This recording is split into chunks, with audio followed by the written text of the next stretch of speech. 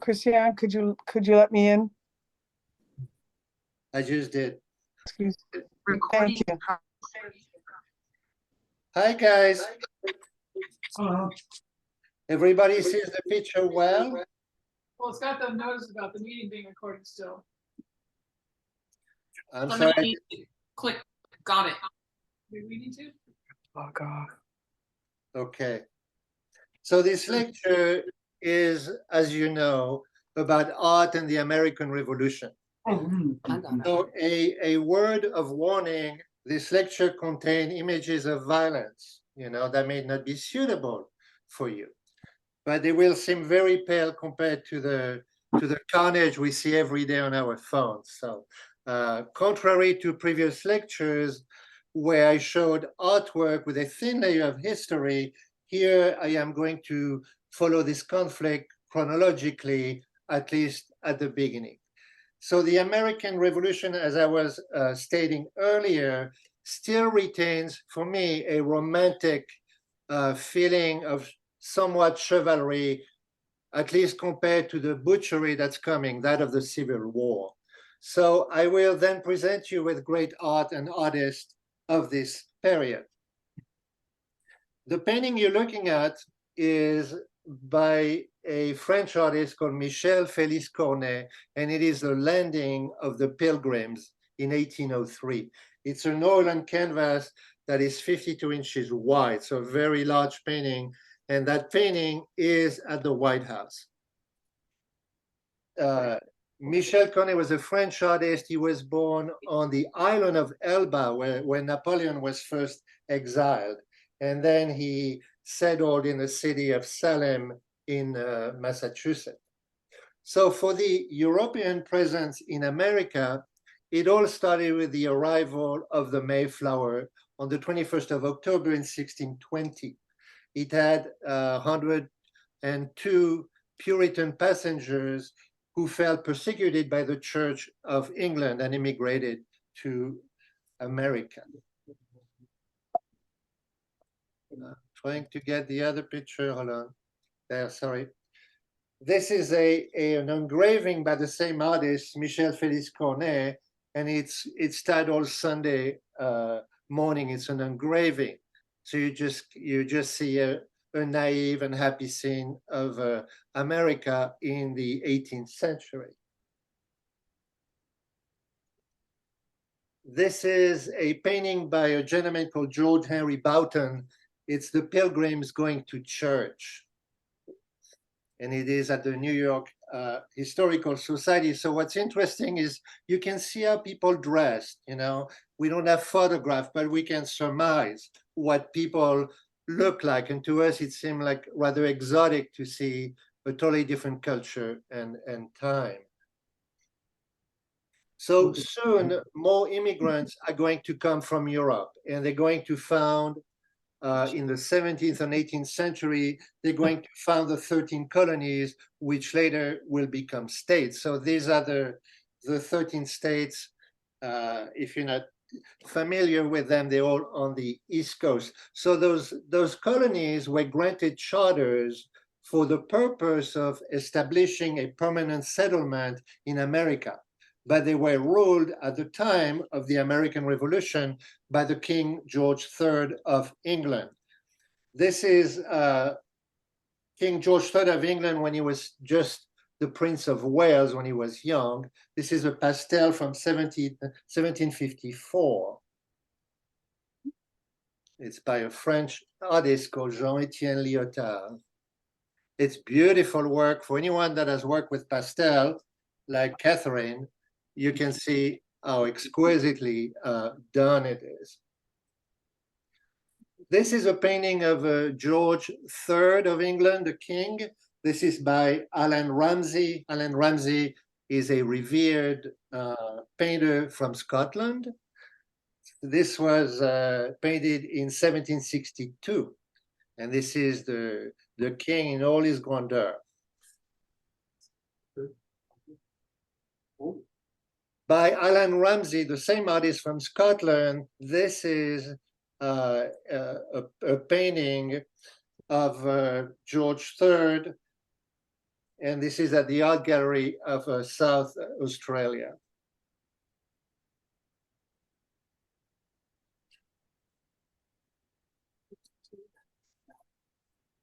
So the Americans, who had developed their own separate identity, their sense of liberty and independence, wanted no taxation without representation in the parliament. So the British wanted to introduce a series of coercive acts to make the American pay for the British troops that were stationed in North America. But the American wanted no taxation without representation.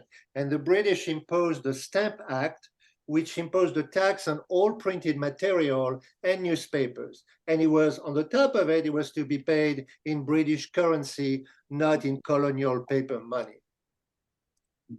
So this is the Bostonian, an engraving of the Bostonians reading the Stamp Act.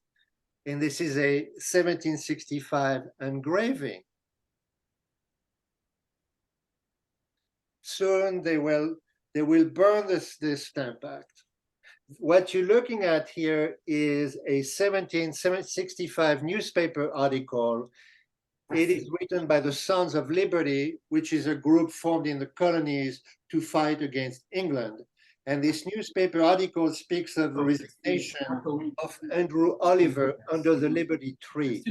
He was responsible for collecting the revenues. He was likely coerced into resigning. Yeah. It says Massachusetts. Hey guys, we can hear all the background. Massachusetts. This is a patriot cartoon. So the patriots are the American fighting the English.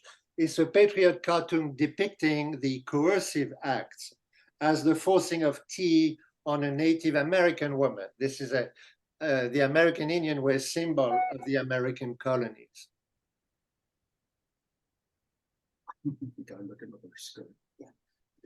So this engraving is called the Bloody Massacre perpetrated on King Street. It's a copper engraving by Paul Revere.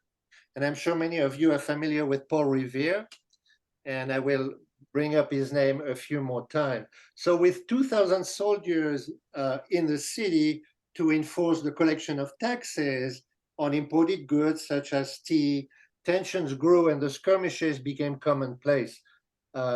Tensions were greatly heightened on March the 5th of 1770. On the night in question, the Americans threw stone and ice balls at a guard outside the custom house. Reinforcements were called and rifles were fired. 5 colonists were killed. And this image, often copied and widely distributed, helped push the colony toward revolution.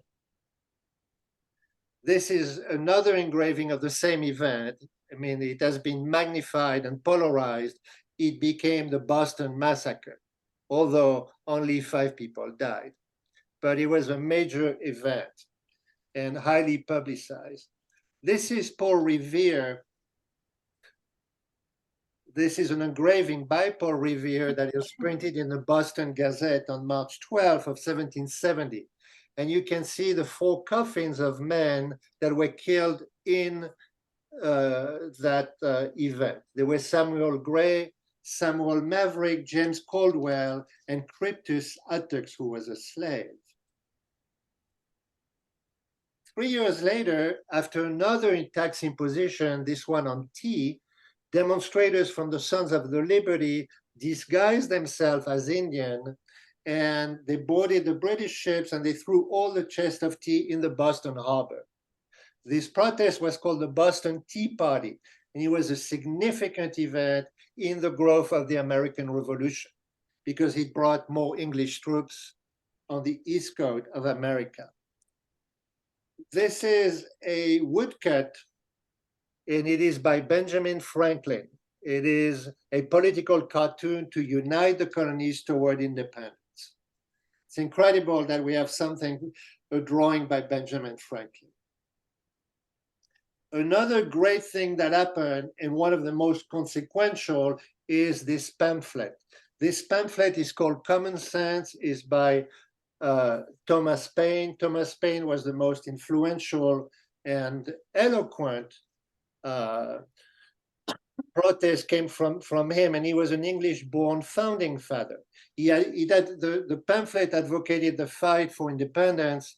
He wrote in very simple terms that colonists could understand that an island could not rule a larger nation without representation, and that therefore the colony should overthrow the British government.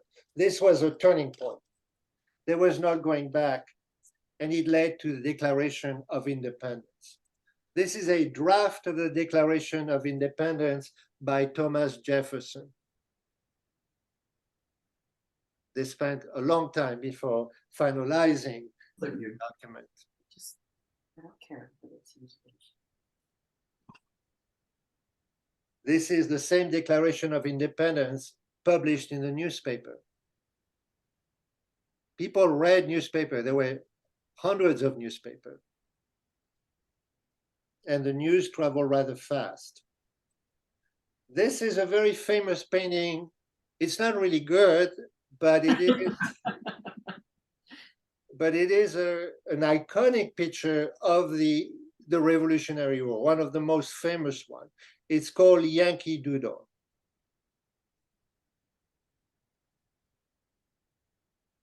So things were heating up.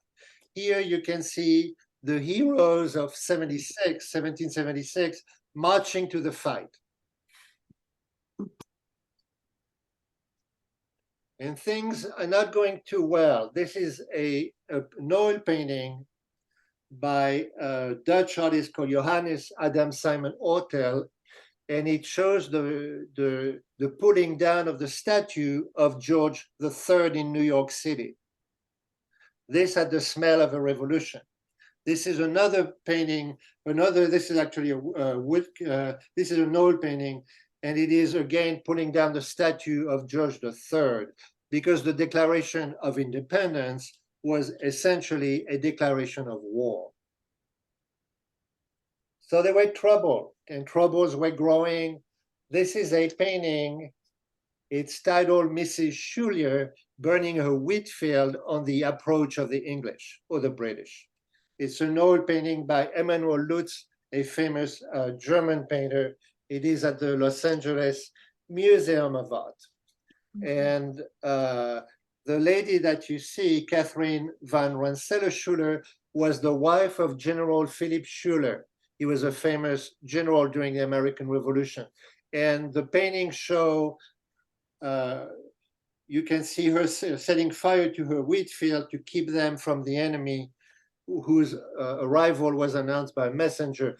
It's unknown whether she did burn her wheat field, but the British did burn her house during the Battle of Saratoga. These are Tory refugees on the way to Canada by an American artist called Howard Pyle.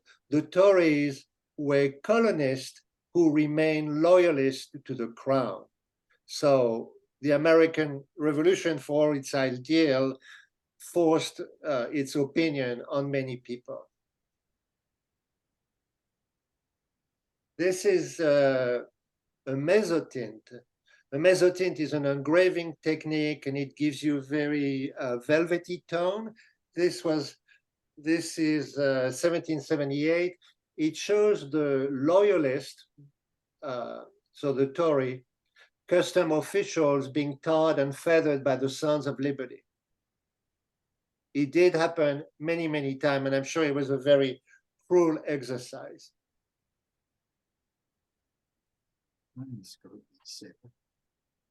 This is the same artist, Philip Daw, and it is the alternative to Williamsburg.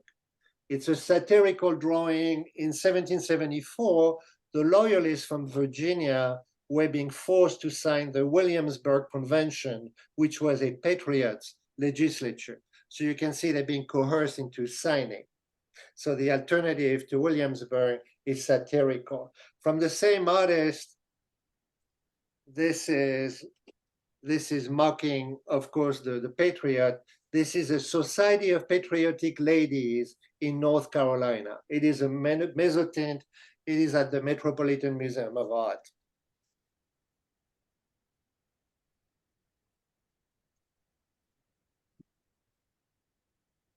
So I took this this screenshot, and you can see the Gulf. Oh, you guys can see my cursor? So Yeah. this is the Atlantic, this is the Gulf St. Lawrence, and this is going to Quebec City and Montreal. And then by following the Hudson River, you get to New York.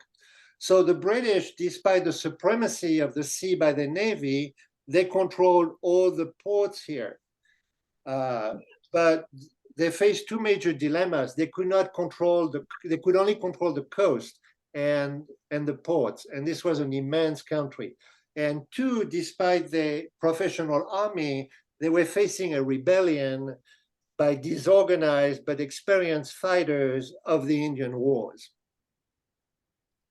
So to counter this, they brought an army under General Burgoyne, a British general from Canada, to follow the Hudson River here, get to Quebec City, Montreal, and then follow, as I said, the Hudson River all the way to New York. And by doing that, they would cut the rebellion in Massachusetts, mostly Boston, they would cut it off from the rest of the colonies because they thought Boston was the place of trouble.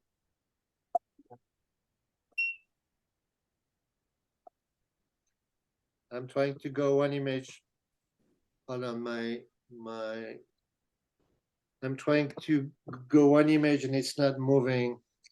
Stay with me. Stay with me. The picture will not move forward. So, whoop, there you go. This is a French map of the Hudson River from 1777. So right at the height of the conflict. And it is amazing that people of the time with Christian, we We're can't not see it. seeing anything. We're not seeing your screen. Share it again.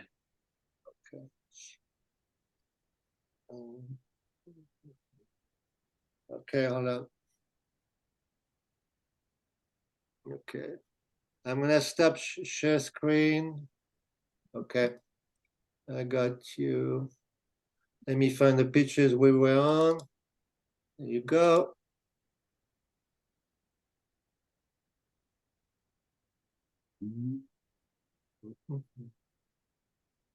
Yay! Hey. Bizarre. Yeah, the screen froze and the image would not go forward. So this is a French map of the Hudson River. And as I was saying, it is amazing that people of the time were able to perceive the contour of geography because they did not have, you know, the ability to measure things, and they did not have overview satellite, and those maps were rather accurate. This is a map. And I show you maps because often maps are absolutely beautiful. This is a map made in 1758, and it shows Fort Ticonderoga's layout. Fort Ticonderoga before was called Fort Carillon. It was a French fort. And when the British vanquished the French on that fort, they renamed it Fort Ticonderoga. This is a plan of the town of the Fort of Carillon at Ticonderoga. It's at the Library of Quebec, and it shows the different forces at the Battle of Fort Carillon.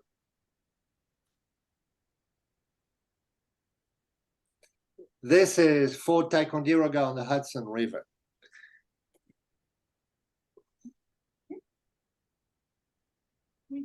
This painting is by a famous British artist called Joshua Reynolds, and it shows General Burgoyne, who had been asked to go from the St. Lawrence entrance all the way to New York and cut off the Bostonian. You can see here it is surrender.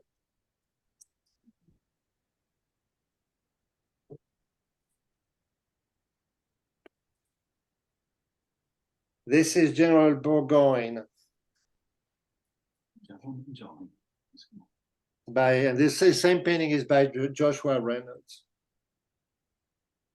he surrendered to a general called Horatio Gate in 1777. Brown gates. So the attempt by the British to control the Hudson River and cut off Boston did not work. This is a view of Boston from Dorchester Heights. It's a painting and an engraving from 1841. So while they attempted to cut off the rebellion from the north with General Burgoyne, the British occupied the city of Boston and the port under General William Howe. This is the old State House on the State Street in Boston in 1801. Gives you a little bit an idea. And this way where the site of the Boston Massacre occurred. This is an engraving of the time.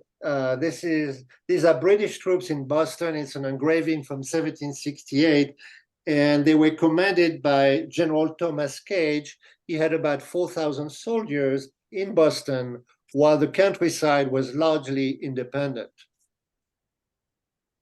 This is a mezzotint, and it shows William Howe. William Howe was the army officer, the English army officer, who became commander-in-chief of all the British land forces.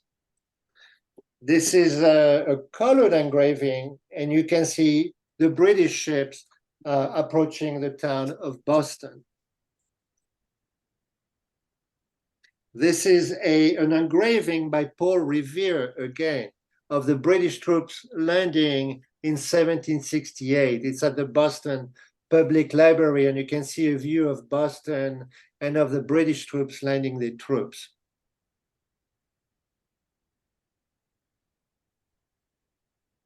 This is a map of Boston and its Majesty forces. The map was done in 1775 while the British occupied Boston.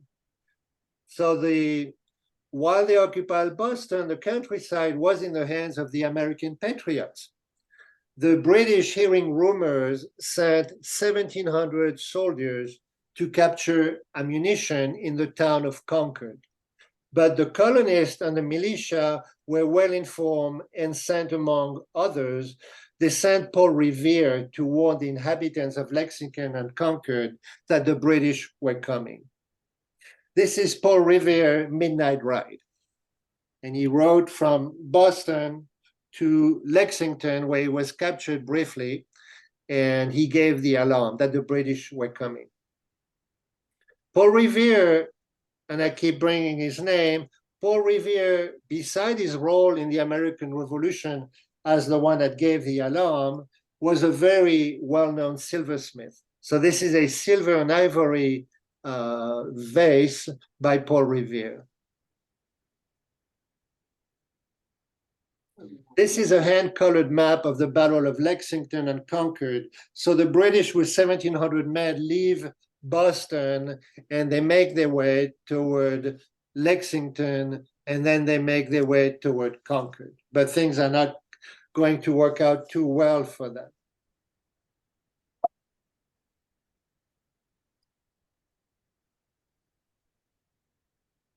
This is a hand-colored engraving, I suppose. It's the Battle of Lexington. So as the British approached the little town of Lexington, the first shot were fired. And the Redcoat killed 8 militiamen. You can see still very low number. 8 people were killed, and the British made their way from Lexington to Concord. This is an engraving by Amos Doolittle, and this was made in 1775. It's a hand-colored engraving, and it shows the same 8 people being killed by the British during the Battle of Lexington. And this one is by also Amos Doolittle. You can see the British Army in Concord, because then they left Lexington and went to Concord. This is in Concord. No, I missed a picture. Yeah, this is the British arrived to Concord, and they met a lot of patriots, and they had to retreat. And you can see they retreated under heavy fire, and they lost 73 men as they went back all the way to Boston. This is a picture of the Concord Bridge, and this is where the British force were fought by the American patriots on the other side of the river. And that's where they lost many men, and as they retreated, they lost another 70 men. This is the retreat of the British from Concord. Under very heavy fire, they returned, but they were literally surrounded on all sides by American patriots who numbered in the thousands. And they could shoot, and they had rifles. 2 months later, the American militias who surrounded Boston surprised the British by occupying and defending the hill in Charleston overlooking Boston. The British attacked and regained control of the hill at the cost of over 200 men. So it was a great moral victory for the Americans. This is a painting by Howard Pyle, famous American artist. This is the Battle of Bunker Hill, and it's an oil painting. Another oil painting by Ken Riley, it says, it's a famous line of the American Revolution. It says, "Do not fire until you see the white of their eyes."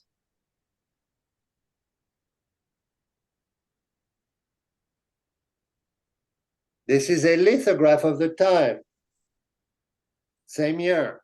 And this is the Battle of Bunker Hill. It's a lithograph that is at the Library of Congress.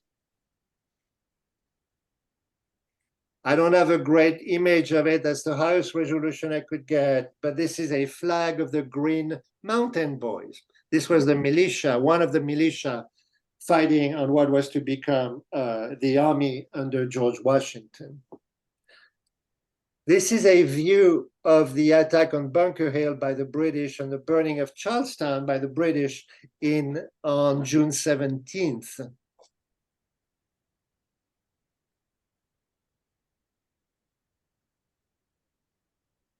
This one is absolutely beautiful. After the British forced the departure from Boston, the conflict moved on to New York City. And it was held by the newly created Continental Army under General Washington. So this is a view of New Amsterdam. New Amsterdam was a Dutch settlement at the southern tip of Manhattan. So this is it's a painting, it's an oil painting on panel. It's made by Johanni Wingboons, a Dutch artist. I find it absolutely quaint. So we're moving from Boston to New York. This is New Amsterdam. This is a painting by Francis Guy. It's a winter scene in Brooklyn. And it was painted in 1778. And this English painter is most remembered for his views of Brooklyn. So this is a winter scene, and he also painted this one of Brooklyn.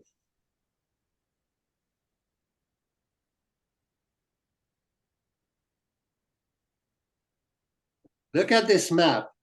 This map is an absolute masterpiece. It shows New York, Manhattan, and the Hudson River, and it's a sketch of the operation of His Majesty George III under the command of Vice Admiral Lord Viscount General Howe. So this is the map for the British Army. And it is absolutely beautiful piece of art, in my opinion. This is Forcing the Passage of the Hudson by Thomas Mitchell.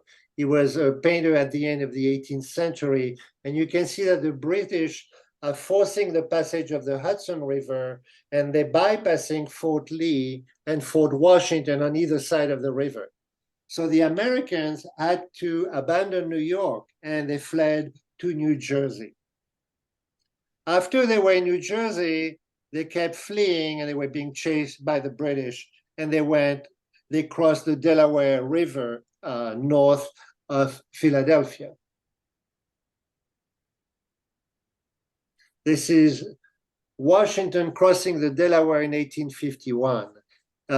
This painting is 13 feet by 21 feet, and it's at the Metropolitan Museum of Art, and it's by Emanuel Luzzi, the German painter. So Washington and his troops crossed the Delaware River and were apparently fleeing from the British. But on December 26, 1776, the day after Christmas, they crossed the Delaware River, which was filled with iceberg and ice. They attacked and they surprised and attacked the mercenary German Hessian troops that were guarding the town of Trenton. The Hessian are the German mercenaries. So the British garrison in Princeton was also attacked the following day. So this was a major victory for the Americans, at least for their morale, because they had not done so well before that. They defeated the German mercenaries and they defeated the British garrison in Princeton. This is another picture of Washington crossing the Delaware. This one is 12 by 18 feet. And it is a fact that many could not cross because the ice was so intense.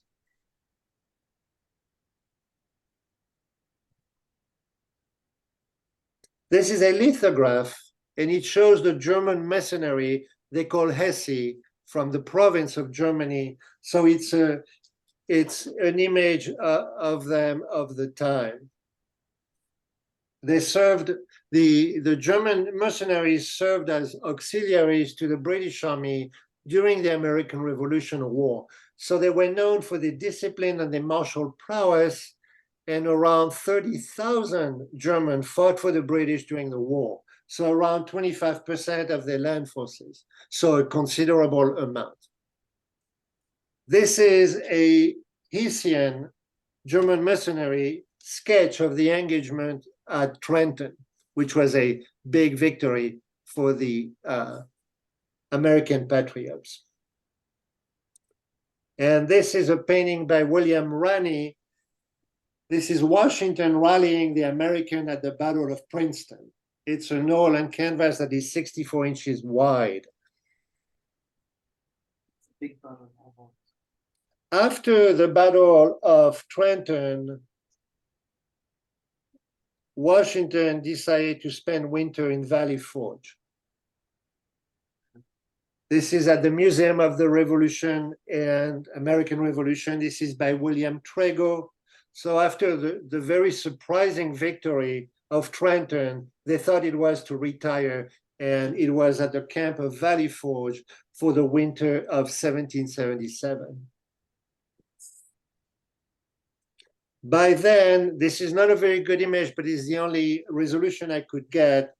By then, France had entered the war on the side of the Americans, and they brought to the war around 15,000 troops. They brought 32,000 sailors and 200 warships. So a considerable effort. And this is an image of Lafayette and Washington at Valley Forge. Lafayette was a French general, and he became an intimate friend of Washington. Washington was for him like a father. This is Benjamin Franklin. It's by a French painter called Joseph Duplessis. And Benjamin Franklin, besides being a very famous scientist, was one of the great advocates for the American independence. And he went to the court of Versailles and met the king and asked for his help. It's a beautiful painting. This is a lithograph by Augusten Anton, a German artist, and it shows Benjamin Franklin being received at the court of Versailles. So he was this famous American scientist, he was an inventor, he was a diplomat and a political philosopher, and among one of the great intellectuals of his time. So he was very well known. He wore a beaver hat when he went to Paris. He was very popular, and he became one of the founding fathers of the United States, and he was a drafter and a signer of the Declaration of Independence. And he met Louis XVI to obtain the assistance of France. This is the French king in all his masculinity, Louis XVI of France. You can see how far we are from the medieval time where man wore a sword, you know, or a helmet or something. So this is Louis the 16th. And you know that Louis XVI. That's funny, Christian. Thank you. Louis the 16th and Marie Antoinette will in 30 years be decapitated. But here he is in all his glory. This is a painting by a French artist called Antoine Francois Collet. And it measures, it's a huge painting measuring almost 10 feet. It's at the Museum del Prado in Madrid.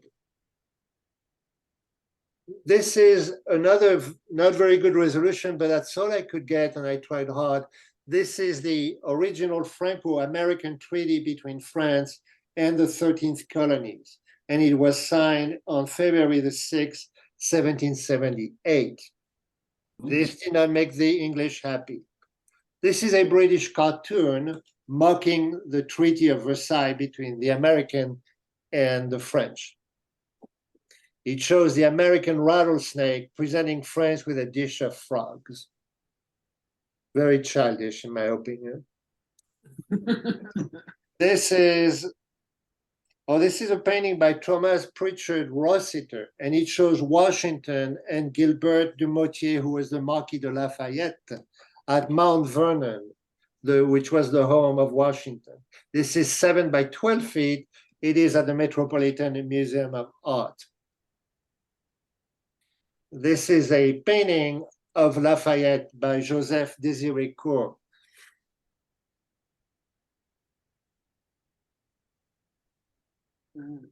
Oh, we lost you. What's that? We lost you. No. No, we got you. No, we're good. Okay, we're good. Okay. We're good.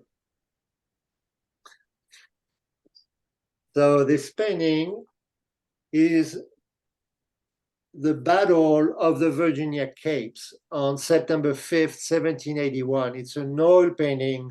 So the French fleet here is engaging the British men of war. So the conflict continued with the campaign for Philadelphia. And it was followed by the battle for the Chesapeake Bay, where the French Navy defeated the British Navy, which led to the siege of Yorktown by the French and the American troops, and the surrender of Lord Cornwallis in 1781. This is a French map of the Chesapeake Bay and Yorktown. So you can see here the French here, all the warships are in a line, and they're going to fight the British ship just outside of this bay. And eventually the British General Cornwallis is going to surrender at the Battle of Yorktown. This is an amazing painting. I just absolutely love it. This is another interpretation of the Battle of the Chesapeake Bay. I found the way he painted the sea absolutely stunning. Yeah. It's so unique. It's so powerful. I absolutely love it. Who is that by, Christian? It's a painter called Theodore Gudin, G-U-D-I-N. Yeah, but you know, often I show a painting of an artist or another, but that may be the only great painting they ever painting. The rest is not very good. So I have to like spend a lot of time finding the best piece. This is a painting by Auguste Couder, French artist, and it's the Siege of Yorktown. It's an oil on canvas. And this artist, Auguste Couder, he was born in 1789 and he's buried in the La Père-Lachaise cemetery in Paris. And here you can see Washington and Lafayette. This is a lithograph, and it shows that Cornwallis, the British general, has surrendered. and it shows Cornwallis is taken. It was a huge, huge news for the colonies. And this is announcing his surrender. And it comes very quickly to an end because there's going to be a peace treaty between the British and the French and the American colonies. And the British are going to surrender, and America is going to become its own country. I mean, it will be just the 13th colony at first, but they are by now independent. And this painting is very strange because it depicts the American delegation at the Treaty of Paris in 1783. The blank space is because the British delegation refused to pose for the painting, and the painting was never finished. They're just poor losers. That's what I have to say. Benjamin Franklin is sitting in the middle dressed in black. And this is the last page of the Treaty of Paris, which ends the Revolutionary War. And you can see that it is signed by John Adams and Benjamin Franklin at the bottom. So after this brief illustrated history of the conflict which led to the American independence, I'm going to show you a few painters of this era. This is a painting of George Washington by an artist called Edward Savage. He was an American painter and an engraver, and he was born in Princeton, Massachusetts in 1761. So you have to really admire the fact that we have images of these people, and they were not necessarily flattering. They were the portrait of the 18th century. They are rather realistic. So you get a fairly good idea, especially of famous people like Washington. Many people painting him, and it's still the same man. You get an idea what it looked like. So this is the portrait of George Washington. This is Edward Savage. This is an engraving, and it shows the Congress voting for independence. Engraving were a big deal. You know, that's how they were. The propaganda for the Patriots was brought all over the colonies. This is a painting by Edward Savage, and it shows a gentleman called Ezekiel Hersey. And Ezekiel Hersey was the founder of the Harvard School of Medicine. I thought it's such a pretty image. It's an oil on canvas that is fittingly at the Harvard Art Museum. It was painted in 1785. And Edward Savage painted this, and this is the Washington family. It's an oil on canvas, which is at the National Gallery of Art.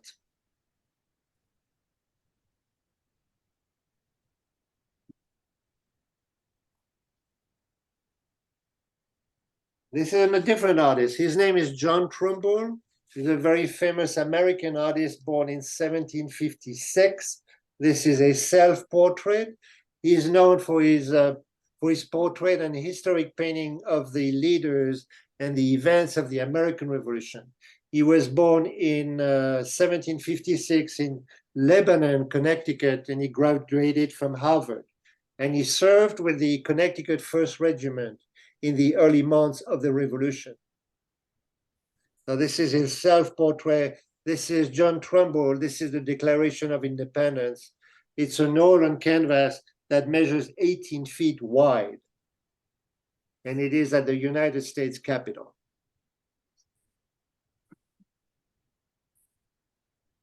And that painting can be found on the back of the $2 bill. This is George Washington by John Trumbull. I found this painting by John Trumbull, which I found very moving. It's a painting of his wife on her deathbed. Oh, she's very young. They often, the mortality during the times where it was fairly rare for a human being to get older than 20 years old. You could have 10 children and only one survived. That was common. This artist is Charles Willson Peale. He was an American painter, he was a soldier, and he was a politician who was born in Maryland in 1741. And he painted the leading figures of his time.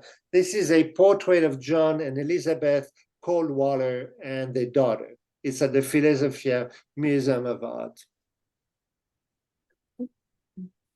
And it's interesting to see how people dressed at the time.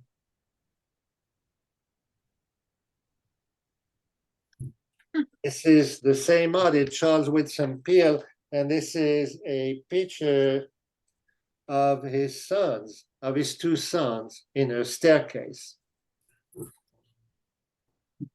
And it is 9 feet tall. So very impressive painting when you see them in person. Charles Winston Peale also painted this. This is called Rachel Weeping. It's 37 by 22. It's a painting of his first wife who is weeping over their daughter, Margaret, who died of smallpox. As I said, the children mortality was very high. Very few children made it to 20 years old. So children mortality was prevalent. This artist is Charles Peale Polk. Charles Peale Polk. This is Washington at Princeton in 1790. He was the nephew of the artist we just saw, Charles Winston Peale. And I saw somewhere that this painting was advertised by Christie's for $300,000 a few years ago. Same artist, Charles Peale Polk. This is a great painting, not for the painting itself, but it's a painting of Henry Knox. And Henry Knox was an amazing man. He was this big man. And after the fall of Fort Ticonderoga, he took all the cannons from the fort on a 300-mile journey along the Hudson River. And he went through mountains and snow. It took months. And he brought all those cannons to Boston, which helped the Washington Army during the siege of the town. Charles Peale Polk, same artist. And again, it's not a painting you'd expect in a great museum, but this is a painting of Thomas Jefferson, and likely the only image we have of it. Thomas Jefferson was one of the founding fathers who served as the 3rd president of the United States. And you can see that the painting is not necessarily flattering. It seems to show what the men look like.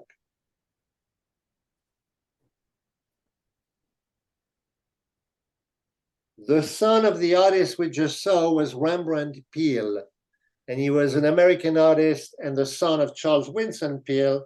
He was born in Buck County in Pennsylvania, and his style, as you will see, was influenced by the French neoclassicism after he stayed in Paris for a few months. So this is a self-portrait, and you can see a very unique and realistic style. Rembrandt Peale, this is a painting of his brother with a pot of geranium.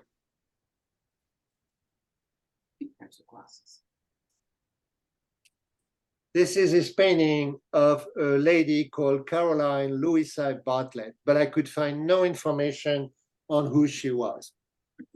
But I found this painting very soft and rather pretty. It's 36 by 29 inches. This is the same artist, Rembrandt Peale. This is a portrait of a gentleman called Jacob Gerard Koch, and he was a prosperous merchant and a prominent citizen of Philadelphia, a very wealthy man who was born in Holland. He immigrated to America before 1778, and his business as an importer and a merchant of linens made him very, very wealthy. So he is only remembered for his portrait by Rembrandt Peale, very rich man. And he seemed to have married a lovely young woman. Her name was Jane Griffin Koch. And so this is the same artist, and it's the painting of the wife of this rich merchant. And there's something very touching about this painting. Perhaps it is in her gaze.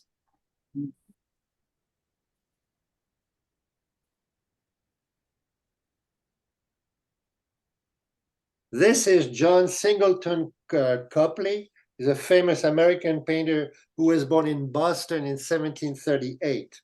And this is a painting of Paul Revere with one of his silver manufacture. It looks like a teapot. It's a beautiful painting, very smooth. It's 35 inches tall, and it's at the Boston Museum of Fine Art. The same artist, John Singleton, inspiring himself from, I think, the story of a young man being eaten by a shark, he painted this painting called Watson and the Shark, and it's 90 inches wide. So a very large painting. You can see how realistic the shark is. That's a joke. This is the same artist, John Singleton Copley. And again, we're lucky to have this painting. This is a painting of Samuel Adams, one of the founding fathers of the United States, who was born in Boston in 1720. And he was one of the leaders of the movement that became the American Revolution. It's very, very well painting and rather realistic in its rendering. Same artist, this is now John Hancock, another founding father.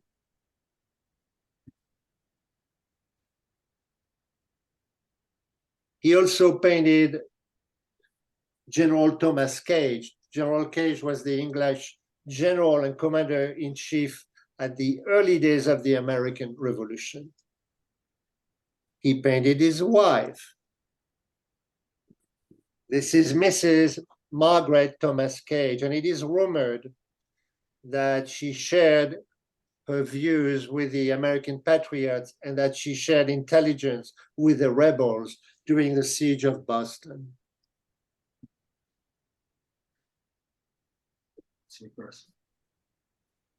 John Singleton Copley, this is his painting of a woman called George Watson. And again, I could not find any information on it, but it was painted about 8 years before the American Revolution. It's at the Smithsonian Museum of Art.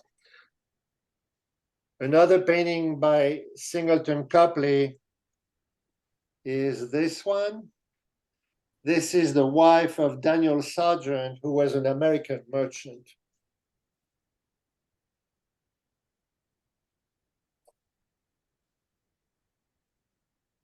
I found two curious paintings in my research. I found an artist called Henry Sargent, and it's not that I find them incredible painting, but they are beautiful too. There's something magical about them. This is called The Dinner Party. It's 62 inches by 50 inches, a very large canvas. And Henry Sargent was the son of the lady we just showed the picture. That was her son who became an artist. And this is called The Dinner Party. And he was a painter and a military man, like most colonists. And he was born in Massachusetts in 1770. So it's interesting to see the dark and light. And he also painted The Dinner Party, which I found rather exquisite in its perspective. It's 65 inches by 52 inches, a very, very large painting.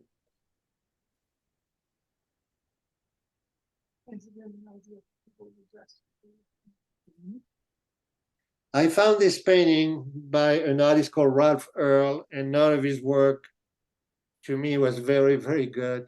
But this painting really, I found it beautiful. It shows a couple. It's a 18th century rural scene.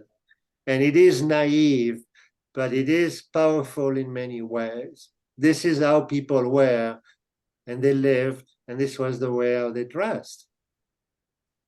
It's rather photographic in a way.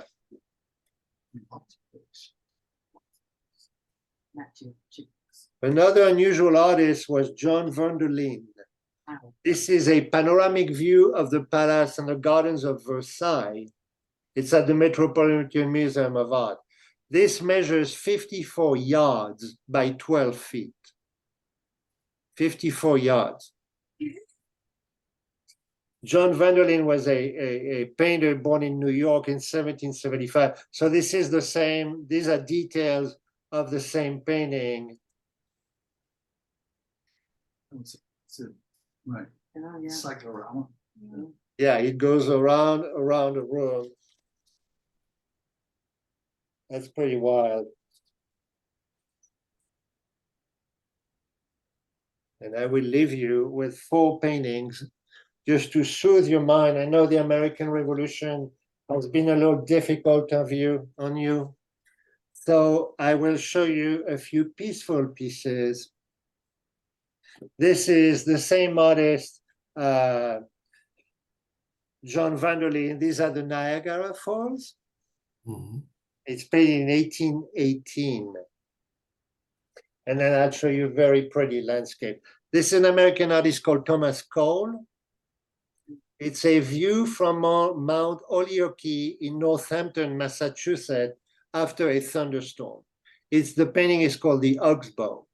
It's an oil and canvas that is at the Metropolitan Museum of Art. And Thomas Cole was an English painter who immigrated to America, and he was very well known for his romantic landscape. This is a painting by Thomas Cole, and it shows Prometheus bound. And Prometheus was the god of fire in Greek mythology. It's a painting that is actually at the Fine Art Museum in San Francisco, but the colors are pretty amazing.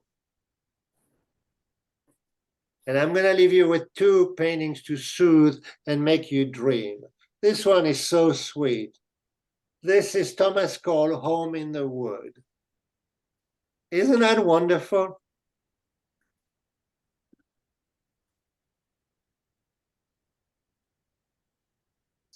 It's quite fitting for this lecture.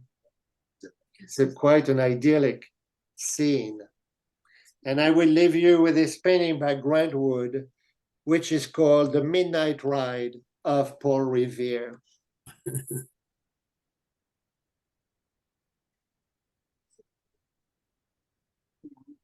Isn't that a beautiful painting? Yes.